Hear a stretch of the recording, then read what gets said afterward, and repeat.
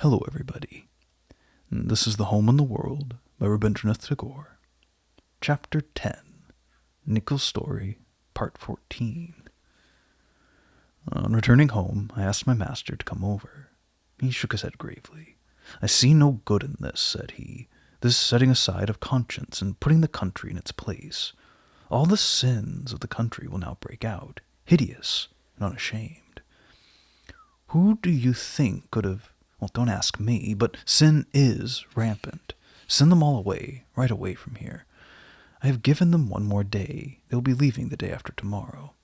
And another thing, take Bimala away to Calcutta. She's getting too narrow a view of the outside world from here. She cannot see men and things in their true proportions. Let her see the world, men and their work. Give her a broad vision." Well, that's exactly what I was thinking. "Well, don't make any delay about it. I tell you, Nikhil, man's history has to be built by the united effort of all the races in the world, and therefore the selling of conscience for political reasons, this making a fetish of one's country, won't do. I know that Europe doesn't at heart admit this, but there she has not the right to pose as our teacher. Men who die for the truth become immortal, and if a whole people can die for the truth, it will also achieve immortality in the history of humanity. Here, in this land of India, amid the mocking laughter of Satan piercing the sky, may the feeling for this truth become real.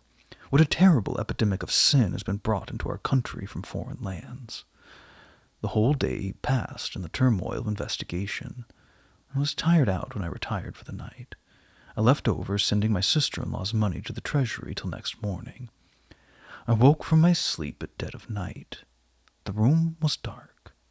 I thought I heard a moaning somewhere. Somebody must have been crying. Sounds of sobbing came heavy with tears like fitful gusts of wind in a rainy night. It seemed to me that the cry rose from the heart of my room itself. I was alone. For some days, Bimala had her bed in another room adjoining mine. I rose up, and when I went out, I found her in the balcony, lying prone with her face on the bare floor. There is just something that cannot be written in words. He only knows it who sits in the bosom of the world and receives all its pangs in his own heart. The sky is dumb, the stars are mute, the night is still, and in the midst of it all, that one sleepless cry. We give these suffering names, bad or good, according to the classifications of the books, but this agony which is welling up from a torn heart, pouring into the fathomless dark, has it any name? When in the midnight, standing under the silent stars, I looked upon that figure, my mind was struck with awe, and I said to myself, "Who am I to judge her? O life, O death, O God of infinite existence, I bow my head in silence to the mystery which is in you." Once I thought I should turn back, but I couldn't. I sat down on the ground near Bimala and placed my hand on her head. At the first touch her whole body seemed to stiffen, but the next moment the hardness gave way, and the tears burst out. I gently passed my fingers over her forehead.